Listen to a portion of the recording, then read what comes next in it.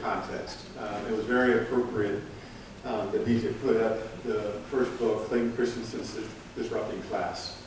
All of you are probably familiar with Clayton Christensen. He was made famous because of the work around the Innovator's Dilemma.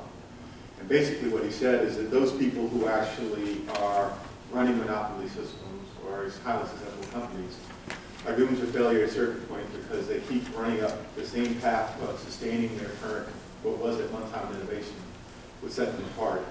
And then ultimately, if there's a disruptive innovation that comes along and actually takes over the market.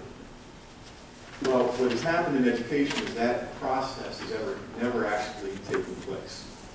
Someone said that the only thing that Ben Franklin would actually recognize if he came back to Earth today would be the education system, because it looks exactly the same.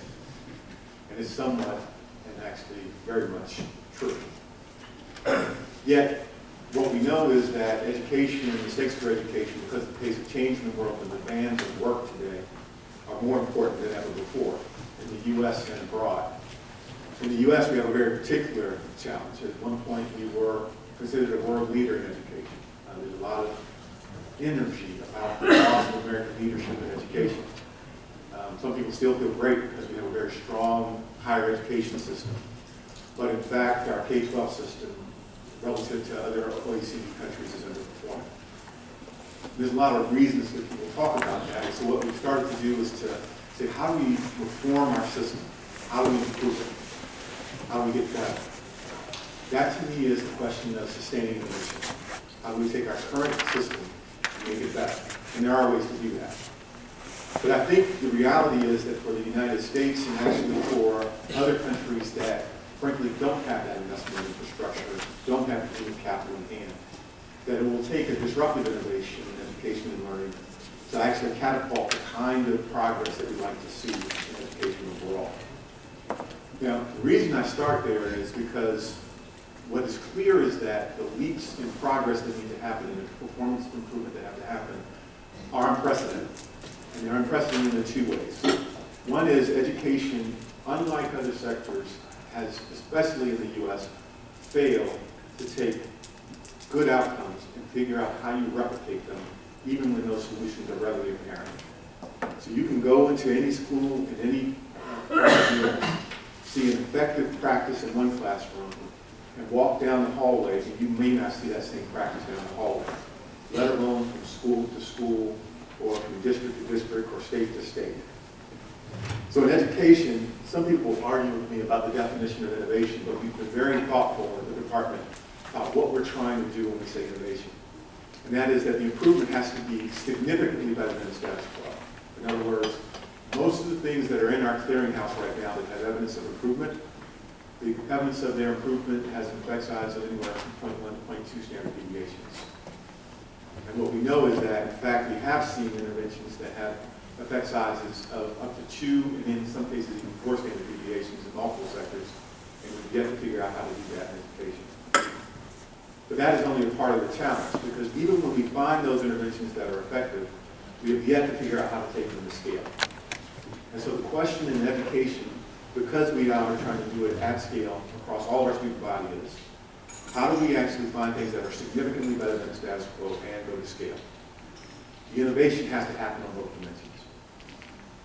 Now that is why I come back to what has been the challenge in the education sector and what some of the opportunities are, in particular around learning technologies. We believe that learning technology has the potential to do several things. And you've heard about it through the examples given around the Open Learning Initiative, and you'll hear more about it as the conversation goes along. One, the deep personalization. The ability to actually get to the one-to-one experience that, in fact, has been one of the things that shows the 2 standard deviations over current classroom practice. Second is, frankly, just access.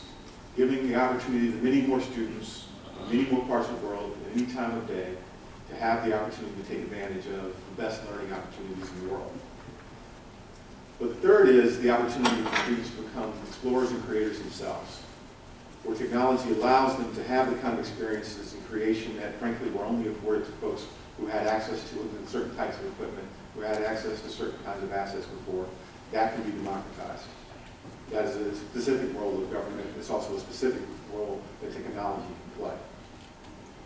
Now, for anyone who's been following this conversation has been going on for about 3 decades about the transformative power of learning technology. And yet we have seen that it hasn't had any real impact. The reason we believe that this will be different this time is that the forces at work are actually working with us. And frankly, technological innovation has caught up. Broadband will shortly be ubiquitous.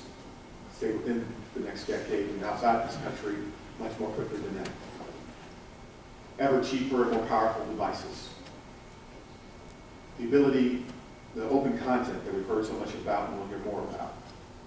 And the constant creation of new content and availability of it. Big data. The ability to capture through the technology and interactions of students with the technology to rapidly refine our understanding of what it takes to teach someone at an exceptional level, how learners learn, and how instructional practices actually interact with the students. That changes the pace at which we can actually improve outcomes and prove out the return on investment on investing in technology. And then obviously there is a very different culture around technology, where in fact we talk about the difficulty of actually getting innovations adopted in schools, well, especially technology. Well, the fastest growing group on Facebook today is around 33 to 55 years old. Similarly, Zynga gets now 40% of the revenues from the same group, which is a direct overlap with a large portion of our teachers. So you take all of those things together and you say there's an opportunity for a revolution in learning technology. But there are other things that have always gotten in the way. You all know the innovation life cycle well. But what we don't know and don't talk about often is why in the education sector has the innovation cycle that has taken off in almost every other sector not taken hold. And I won't take you through every detail of this. So if you think about the very traditional cycle of research and development, leads to commercialization, leads to investment in entrepreneurship, leads to demand and employment, leads to adoption and use. In the public sector, you have to overlay funding and regulation. In every part of that, there is something that is not quite right in education. So I'll talk about the U.S. context, but this actually plays out across the globe.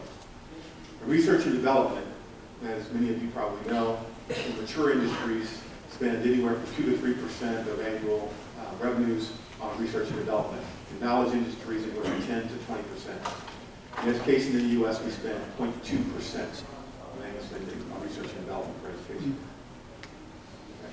Okay. And if you were to get 50 experts on learning and education in the country and ask them what the priorities were in R&D for the country, you would likely get 100 different answers. So that coherent R&D roadmap, well-funded, as if this were the same type of national priority that defense is or health is, does not exist. So, and then the next step is that for those things that have happened, we've not translated research and development into commercialization that actually goes to market and goes to scale. Because of other factors, in fact, the fragmentation of the U.S. market, the different standards, which has been a large part of the conversation here in the U.S.,